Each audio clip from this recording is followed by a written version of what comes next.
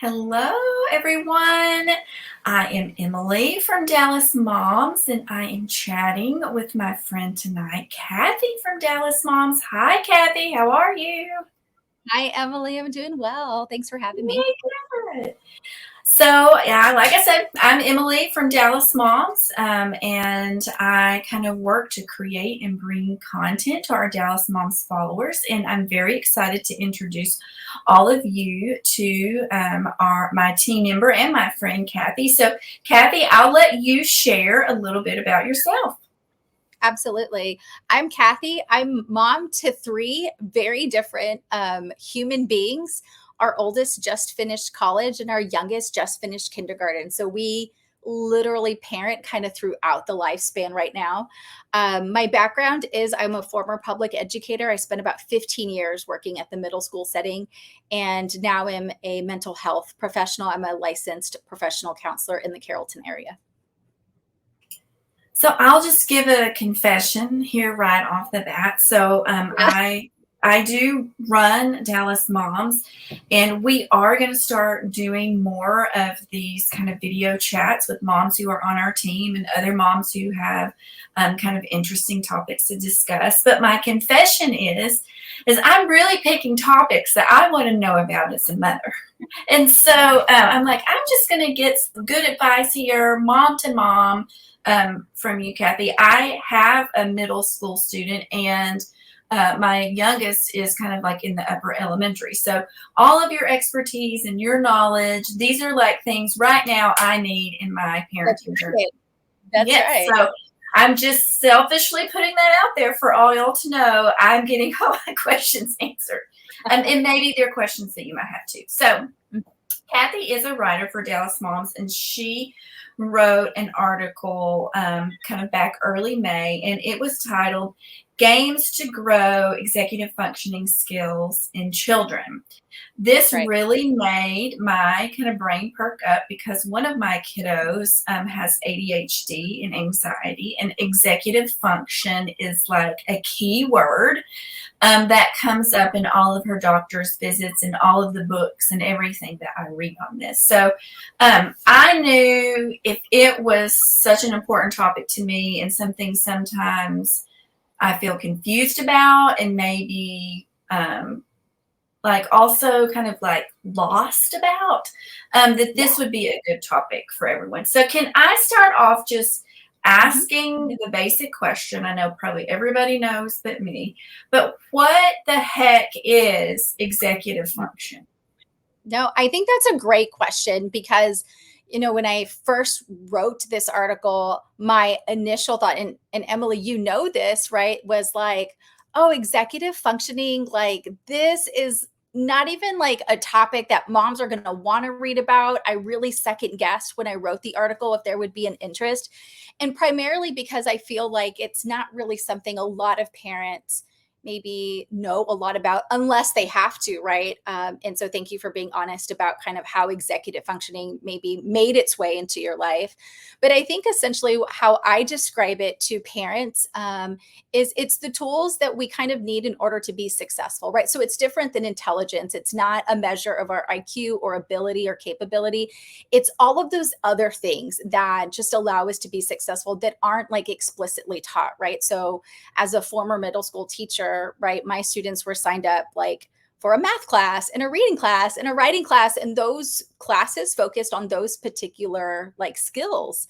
But really, it's like the behind the scenes things, right? It's the time management, it's the impulse control, it's the emotional regulation, it's initiating tasks, it's, having this big thing that they have to accomplish and learning how to break it down into smaller, kind of more digestible steps. So it's the things that really kind of separate like maybe the students or the people who can be super successful in their roles versus the people who are just capable. That's super helpful for me. Another question I had three questions I wanted to ask off the bat, and then we can get a little bit more into the meat of the article that you wrote. Okay. Okay, so you kind of reference in the article that it's important for caregivers to have age-appropriate expectations about Yeah. executive Yeah. function. And I would like for you to expound upon that a little bit more because I want to give just a quick caveat to explain where I'm coming from. So I've noticed, I mean, I have a kiddo with ADHD, so there's kind of like a level of grace and age appropriateness I need to sort of adjust for there, right? Mhm. But I have noticed, like, as just a human being, parent person, that when I see my kids almost like looking physically older, in some way showing areas of maturity, right? I find that I get more frustrated than I Mhm. should. I already know it's more than I should, and I'm not giving the grace because I think I have expectations of executive functions capabilities that are Yeah. beyond the appropriate level. So can you like help me with that? Yeah. What I would say to any parent in a situation like this is a couple of things, right? One, I coach parents, and what I think is really essential is that we use our language to be really fair to ourselves and those that we love, and so part of the should in my experience is, sometimes it's easy to kind of maybe describe a child's behavior or lack of executive functioning as somebody who's being lazy or somebody who isn't trying hard enough, right? And so we sort of create these stories with our words that maybe aren't necessarily true. The hardest part about deficits in our executive functioning is that they're invisible, right? We don't have like a window into someone's brain, that can help us gauge whether or not they're operating on all cylinders, right? Like whether or not it's working at its maximum. And so we use sort of outward, right, the behaviors to determine that. And really all that is our judgment, like if a child's, eyesight is being impacted, we would just give them glasses. And that's kind of how we would, address that deficit. And so I think it's being really careful with the language that we're using, right? And then also recognizing that there are some other things that do impact executive functioning skills, right? You've already shared with us maybe the challenges that kind of present itself in one of your daughters with the ADHD, right? And the anxiety, right? And depression can affect our executive functioning. Trauma can affect our executive functioning. Autism can affect our executive functioning. So there's all of these different, things that can affect our executive functioning that I think parents and caregivers just really need to be mindful of. So could you kind of quickly walk us through like sort of what are the ages and stages when there are changes or progress and growth happening in a kiddo's life Yeah. in regards to executive function? Sure. Right. So, what research tells us is that from birth, we're already kind of primed for those executive functioning skills to kind of be practiced. Right. And so we can see it as early as infancy. Right. And I'll give you an example like organization is one of those categories that kind of falls under one of the three cognitive functions that's impacted by executive functioning. And so you might see that come across when infants, when maybe they're learning how to match things or they're sorting their toys, right? So already that organization is kind of at play. Now we see it progress, right? And you talked a little bit about age appropriate expectations. We see it progress in kind of maybe like, maybe late elementary, middle school, kind of depending on your child, like I can ask my 10-year-old son, like, hey, we're going to soccer, go get your soccer stuff.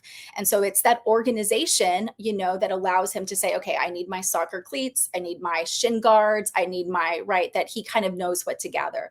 And then we might see that same executive functioning skill, that organization kind of particularly kind of shine bright in our high school and our young adult loved ones in terms of like they're managing their own schedules, they're maybe living independently and managing their own homes. And so it starts really from birth. We see the biggest growth from ages 3 to 5. And so that was really the intent of the article, was how do we help foster some of these executive functionings through play, right? That this isn't like, oh, go buy a book and let's answer these worksheets. This isn't like flashcards. This isn't like more tutoring. That this is, how can we integrate like a playfulness mindfulness that I think is really important at that age, and also be working on kind of priming those executive functioning skills with the brain. So biggest growth 3 to 5, but executive functioning skills are always in practice, like throughout our lifespan. Yes, absolutely. When you list in the article some indicators of poor executive functioning skills, some I was like, oh, maybe I'm going to do some of these games to assist in my. It, like you had mentioned before, it's sometimes a skill that isn't taught necessarily in the classroom. It is being exercised in your classroom in all sorts of ways, but not a lot of just intentional Exactly. discussion about it, practice of it, etc. But you had listed some indicators of poor executive functioning skills can be requiring substantial support to begin a task, shutting down due to feeling emotionally overwhelmed, poor impulse control, inability to remember multi-step directions, unable to switch between tasks, and easily distractible. Yeah. So I thought that was kind of a good framework to kind of look at, maybe like, is your kiddo needing some exercise and practice in these skills, or even maybe yourself, Yeah, maybe. And absolutely. I also really appreciate your approach that this is not another therapist to go see or another idea for a book, but these are just ways to incorporate fun into kind of your daily weekly life with your kids. And so let's talk about a little bit about that. So you talked about games to assist in working memory. Can you talk Yes. about a few of those ideas and maybe how that actually helps? Yeah. So working memory is just, what do I need to remember in the moment while I'm maybe working on a specific task or doing a specific activity? It's nothing long term. It's nothing I have to keep forever. So I think one of the examples that I gave was like, a favorite in our home is it's Uno. Like we love to play some Uno. We'll play Uno at the dinner table. Like we play Uno, on long car rides. Like, Uno is like one of our go-tos. And so it's a great example of using our working memory, right? That my 10-year-old can be like, oh, I put down a red card and mom immediately went to the draw pile. Like mom does not have a red card, right? And so there's this strategy that he can use, his working memory that's being exercised in a game like that. Perfect. And I should also state that we will include a link to this article as well, so you can go and look through. We're not going to go over every single thing she suggested, or we would be here all night. But there were other game options and some fun ideas too. Another section of your article that you mentioned was games to assist in mental flexibility. Like, what does that mean, mental Yeah, flexibility? I think it's just really kind of this, like, outside the box kind of thinking. It helps with problem solving. It helps us be resourceful, right? There's a kind of just it helps like kind of maybe combat some of the rigidity that sometimes, we can be guilty of. And we want for our kids to be problem solvers, right? We want for them not to be so overwhelmed by something because there's only one way that they think it needs to be done. And so kind of assisting with some mental flexibility can help that. And so an example of that would be like, I take like a household object, right? This is just a ball from my living room, right? And we might pass this around and say like, how many different ways can we use the ball, right? And so one of my kids might say, oh, we throw the ball. We can use it for basketball. And another one of my kids might say, oh, it has these little spiky things, like, oh, it could be used to massage me, right? And, my other kid might say, oh, it's kind of soft. I could use it as a pillow, right? And we just kind of go around like, how many different uses, can we come up with this ball? So it's just really challenging them to see something, an ordinary everyday object, and think of as many creative ways, that it can be used. Yay, I love that. That's a great one. Okay, the last section of your article was also giving suggestions for games to play with your kids to assist in self-control. And Yes. I will just say that, like, I hear my own nagging mother's voice when I even say it, because if I don't say, like, let's control our body, let's keep our body, and like that is a theme at my house. So I am interested to hear your suggestions.